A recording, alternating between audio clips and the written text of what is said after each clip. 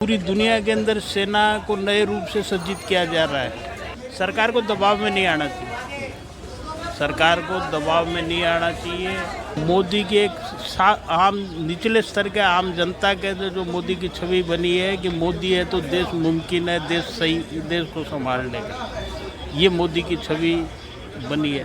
भाई हर सुधार का विरोध होता रहा है समय समय के ऊपर कि भाई राजनीतिक रूप से आप मोदी का मुकाबला नहीं कर सकते। हाँ जी, तो किसी भी तरीके से बस मोदी विरोध में, चाहे देश का विरोध हो, देश खाक हो जाए उससे। नमस्कार दोस्तों, मैं हूं राजेश कात्यान और आप देख रहे हैं इंडिया हर पल। दोस्तों इस वक्त आप देख सकते हैं ये है दिल्ली चांदनी चौक का ऐतिहासिक गौरीशंकर मंदिर। दोस्तों मैं आपको बता दूं कि हम यहां से जो आज सेना भर्ती पे जो हंगामा हो रहा है देश में, उसको कवर करने के लिए निकले थे, लेकिन हम किसी काम से चांदनी चौक पहुंच गए। यहाँ पे हम देखते हैं कि बहुत सारे लोग बैठे हैं और आप देख सकते हैं ये अंकल जी बैठे हुए हैं। दोस्तों चलिए हमने इनसे ऑफ कैमरा बात की तो हमें ये पढ़े लिखे लगे और आज के ज़माने पे ये आज के मुद्दों पे अच्छा बोल रहे थे। तो दोस्तों हमने सोचा आज इन अंकल जी से ही बात करते हैं और आपको रूबरू कराते हैं, इनकी राय लेते हैं और ये आज के मुद्दों पे क्या सोचते हैं। तो चलिए दोस्तों अंकल जी से बात करते हैं, इनका नाम वगैरह पूछते हैं और आपको बताते हैं आज के मुद्दों पे इनकी क्या राय है। तो सैयद शर्मा जी, जैसे कि आजकल जो मुद्दे चल रहे हैं उसमें सबसे बड़ा मुद्दा तो चल रहा है ये जो अभी सेना भर्ती का जो इन्होंने चेंज किया है, तो उस पर सर जो हंगामा हो रहा है देश में, युवा जो हंगामा कर रहे हैं उसके बारे में आप क्या? युवा हंगामा नहीं कर रहे हैं, युवाओं को भड़काया जा रहा है। कुछ मोदी विरोधी राजनीतिक दल जो है, जो मोदी से पार नहीं पा सके राजनीतिक फ्रंट के ऊपर, वो उनकी सह मिली हुई है। पूरी दुनिया के अंदर सेना को नए रूप से सज्जित किया जा रहा है, जिसमें जो नीति आज जो सेना का आमूलचूल परिवर्तन की भारत बढ़ रहा है, वो अन्य देशों ने 10 साल पहले कर लिया था। वो चीज़ अगर 50 फुट की सीधी चढ़ाई है, पहाड़ी है 50 फुट की लंबी और सीधी चढ़ाई है, तो एक 40 साल का जवान जो सेना के अंदर है उसको अगर चढ़ने के लिए कहा जाए कि रस्सी के सहारे आपको चढ़ना है पहाड़ी के ऊपर, या एक जो 22 साल का नौजवान है उसको चढ़ने के लिए कहा जाए, तो वो उससे जल्दी चढ़ेगा कि नहीं चढ़ेगा? आपको लगता है जो सरकार की नीति है ये, वो अग्निवीर या अग्निपथ जो भी नीति है वो सही है? सही है नीति। भाई हर सुधार का विरोध होता रहा है समय समय के ऊपर। लकीर के फ़कीर बने रहोगे तो लकीर के फ़कीर ही बने रहोगे। लेकिन सर उसमें ये कहा जाता है कि अगर ये 4 साल में रिटायर हो जाएंगे, 1 साल तो इनका लगभग 6 महीने 7 महीने दिन की उसमें ही बीत जाएंगे, तो तनख्वाह तो उनकी उसी समय से शुरू होगी। तो वो कहते हैं युवा ही होंगे अभी रिटायर करके, फिर वो 25 साल के होंगे तो क्या करेंगे? फिर उनको अर्धसैनिक बलों के अंदर, पुलिस के अंदर और अन्य नौकरियों के अंदर प्राथमिकता दी जाएगी। आर्थिक सहयोग भी 4 साल बाद में उनको मिलेगा, उससे वो अपनी प्रतिभा का इस्तेमाल भी कर सकते हैं। गवर्नमेंट ने कहा कि 10-12 लाख रुपए और बाकी उनको उस टाइम तक की तनख्वाह भी उनको मिलती रहेगी। उस समय तक की तनख्वाह मिलती रहेगी कि बाद में किसी भी जॉब के अंदर सैनिक को पहले प्राथमिकता दी जाती है। हर विभागों के अंदर सैनिकों का, रिटायर्ड सैनिकों का आरक्षण भी मिलता है। तो आपको लगता है ये मुद्दा सही है?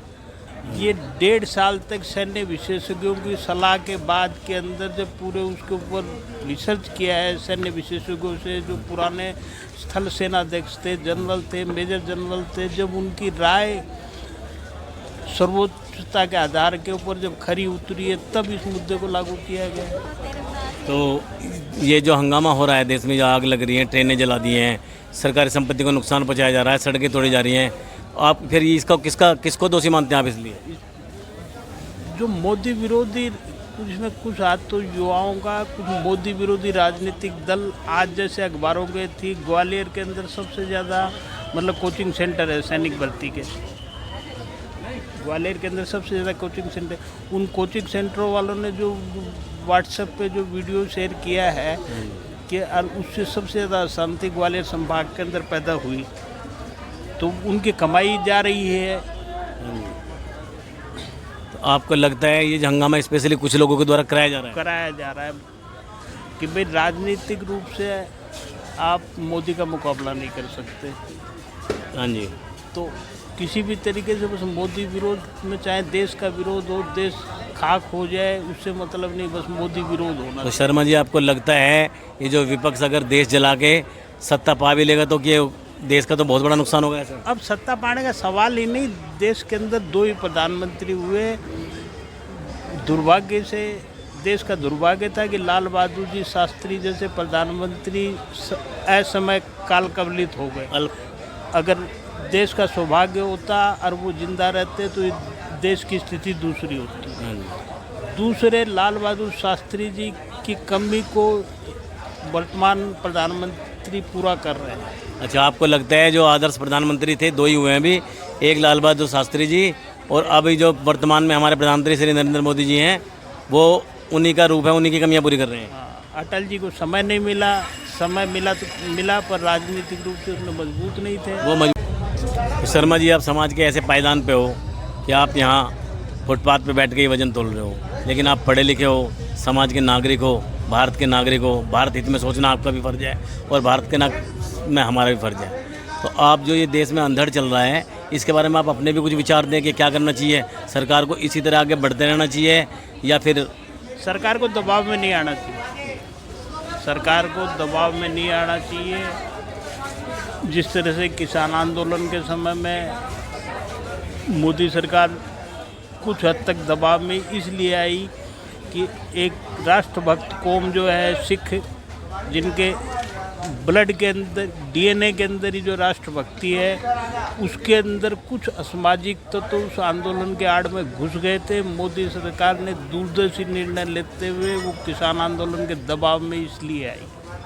अच्छा, कोई सिखों को अलगाववाद भड़काया जा रहा है, अलग थलग नहीं करते हुए, इसलिए वो दबाव में आ गए थे। इसलिए वो दबाव में आई कि एक राष्ट्रभक्त कौम जो है देश के अंदर, उनके अंदर कुछ अलगाववादी तत्व, कुछ % जो उनके अंदर अलगाव की भावना नहीं बनते।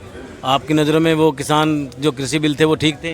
कृषि बिल ठीक थे, जबकि आज भी 70% किसान ये मानते हैं कि वो बिल जो लाए गए वो ठीक है। कुछ बड़े किसान जो थे वो उनके हितों पे चोट पहुंच रही थी, पर 70% छोटे किसान जो सीमांत श्रेणी के किसान थे वो उस बिल से आज भी खुश है।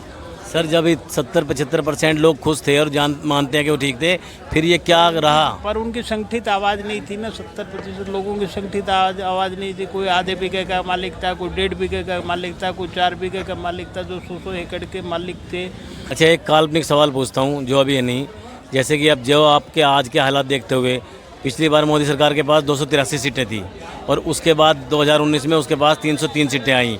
अब 2024 के चुनाव भी 2 साल बाद आएंगे, तो आपको क्या लगता है वो सीटें घटेंगी, बढ़ेंगी या आएंगे या नहीं आएंगी? सीटें घटेगी नहीं, सीटें हो सकता है कि उससे ज़्यादा हो जाए। अगर कम भी होगी तो 5-10 कम होगी, पर कम नहीं होगी। आपको लगता है मोदी, कारण ये है कि मोदी के एक आम निचले स्तर के आम जनता के अंदर जो मोदी की छवि बनी है कि मोदी है तो देश मुमकिन है, देश सही, देश को संभाल लेगा, ये मोदी की छवि बनी है। आपको लगता है जो मोदी जी की छवि है वो अभी बनी के बनाई है? श्रीमान राजीव गांधी के पास में 440 सदस्यों को बहुमत आया था। हाँ जी। उतना बहुमत नेहरू जी को भी नहीं आया था। क्या वो नेहरू जी से ज़्यादा लोकप्रिय थे?